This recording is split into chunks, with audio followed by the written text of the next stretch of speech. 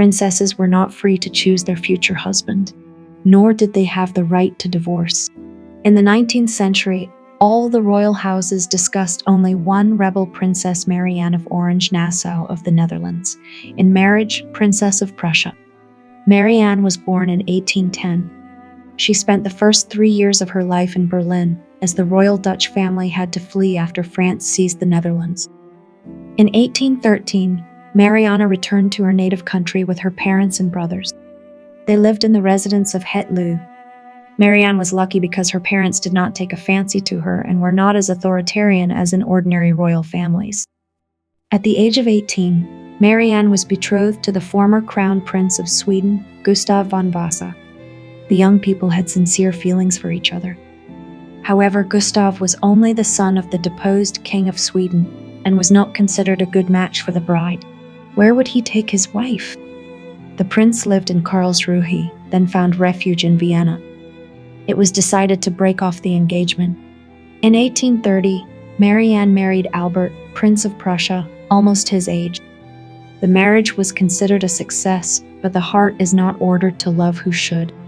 For 11 years of marriage, the couple had 5 children. However, after that, there was a rift. Marianne and Albert did not suit each other at all. She was artistic and dreamy, delicate and refined, and he liked formation training and military themes. In 1844, Albert had a favorite, his wife's maid of honor, Rosalie von Rausch. Because of this affair, Albert and Marianne separated. Marianne tried for a long time to obtain a divorce from the Dutch or Prussian court, but both were refused. The princess traveled around Europe, periodically making attempts to reconcile with her husband. Deep down, she did not want a divorce. Vain attempts continued until 1848. Soon the unfortunate woman had an affair with her own coachman. His name was Johannes van Rossum. He was married. A year later, Marianne carried a child under her heart. Because of the interclass connection, being in the marriage of the princess could provoke a scandal. Fearing this, the Dutch and Prussian courts agreed to dissolve the marriage. Immediately after the divorce, Albert concluded a morganatic marriage with his favorite Rosalie. This union was not approved by either the Prussian king or Albert's older brother. The royal family was upset that Albert chose a girl without a title instead of Princess Marianne.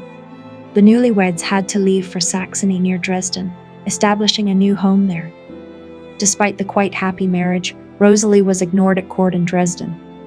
She hardly ever left the Prinz Albrecht Palais. Rosalie was soon given the title of Countess of Hohenau. Meanwhile, Prussia and the Netherlands instantly ceased any communication with Marianne of Orange-Nassau. Prussia even declared its former princess persona non grata, declaring a special law of banishment. Marianne was allowed to stay in Prussian lands for only 24 hours per visit.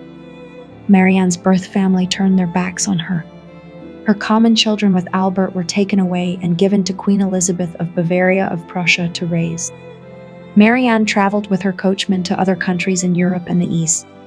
Lovers had time to visit Egypt, Palestine, and Syria. In 1851, Marianne settled in Rome, buying an estate. She also decided to bring up her side child. This again caused a wave of indignation in European houses, which usually sent bastards to be brought up in some unsightly place.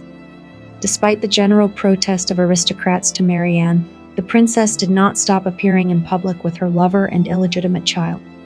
The year 1861 was a turning point. The King of Prussia, the legal wife of the coachman, as well as Marianne's illegitimate son died.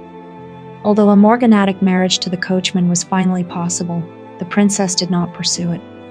Marianne could only see her children and grandchildren outside of Prussia or during her 24-hour visit to the state.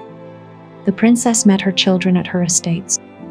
Though Marianne was ridiculed by the royal houses, she could not be called stupid. Toward the end of her life, Marianne had many estates throughout Europe, making her children one of the wealthiest branches of the Hohenzollern dynasty. Marianne lived with Johannes for 25 years. Together they administered all the estates they bought, did remodeling work, and raised their son with dignity until he passed away. Despite living with a man outside of marriage, Marianne was an extremely religious woman. She supported social and church institutions into old age and was involved with widows' funds, orphanages, and hospitals. Marianne passed away at the age of 73. For the last 10 years of her life, she mourned Johannes van Rossum. The princess appointed her son from her first marriage as her executor to bury his mother next to Johannes. Though the royal houses censored this love between princess and coachman, in our century Marianne would have found sympathizers who understood that love knows no titles.